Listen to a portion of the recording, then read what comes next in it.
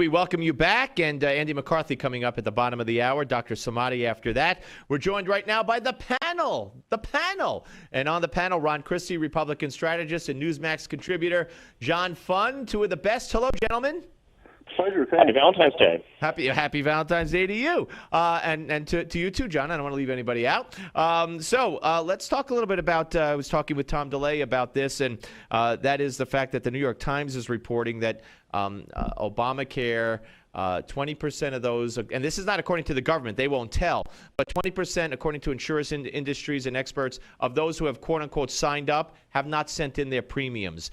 Then there's a Weekly Standard piece that talks about how there's a drop-off of 29% from December to January in enrollment, and it's even worse than that because the January enrollment covers 5 weeks and December covered 4. So no matter what a happy spin they're trying to put on it, it's still a disaster, John, right? Well, no one, including its most severe critics, could have thought it would have been this disastrous when it passed. The real troubling part is not that it's falling apart. The troubling part is that people who actually want people to get health care, people who want to fix the system, if they passed a bill that wasn't working, the way to do the repair is to go to Congress and say, let's work together, let's make it better. And I'm sure there are areas where agreement could be found.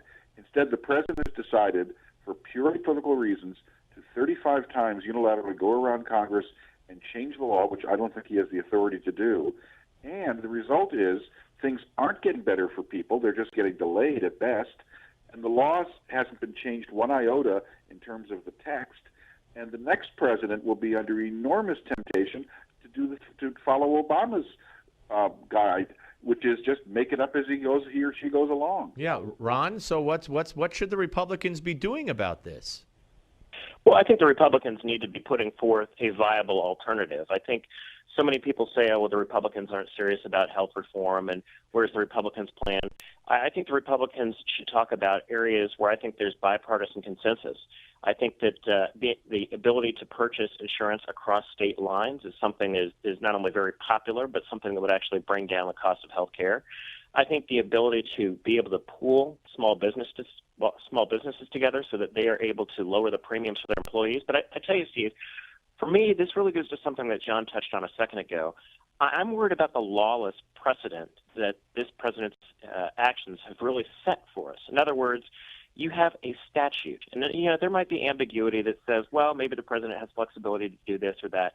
But when you have a statute that says, certain date, this shall happen, and I'm thinking of the employee mandate, right. The president can't unilaterally decide, well, even though the law says that it shall take effect, that the president says, you know what, the heck with that. The lawless precedent is really the thing that really I couldn't agree with you more. And John, of course, the excuse is it's the Treasury Department's involved, it's a tax, and they could do what they want. Well, I think the Supreme Court is going to be revisiting the issue of Obamacare's constitutionality because there's a lawsuit filed by many states. In fact, there are 4 different lawsuits challenging the constitutionality of the exchange subsidies because Congress specified they can only go to a state that set up its own exchange. They can't go to any federal exchange. I believe that when this is revisited by the Supreme Court, Steve, it'll be a 5-4 vote that will be against Obamacare, and one of the major pillars of Obamacare is going to be knocked down. And of course, Ron, we also have the lawsuits about the constitutionality of the forcing on religious liberty grounds. So this is going to wind up in the courts. But I wonder, you got to hope that the makeup of the court at least stays the same, and that God forbid a conservative doesn't get out or the swing vote doesn't leave, and Obama gets to replace that one.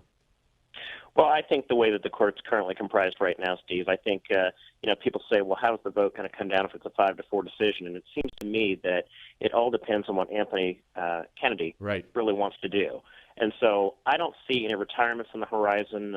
If there are going to be 2 folks who would go, I'd look at Ruth Bader Ginsburg, who's 80, and look at Justice Breyer, who's 75. But I don't see any of those 2 leaving with the possibility of having a Republican president that could really tip the balance. Right. All right, gentlemen. Well, sorry so short. We'll speak to you in the next hour when we redo the panel. John Funn, Newsmax contributor, and Ron Christie, Republican strategist. When we come back, Andy McCarthy will tackle the question of of an imperial presidency, an abuse of power, as Tom DeLay called it, and others have, when we return right here on the Steve Malzberg Show, Newsmax Television. The Steve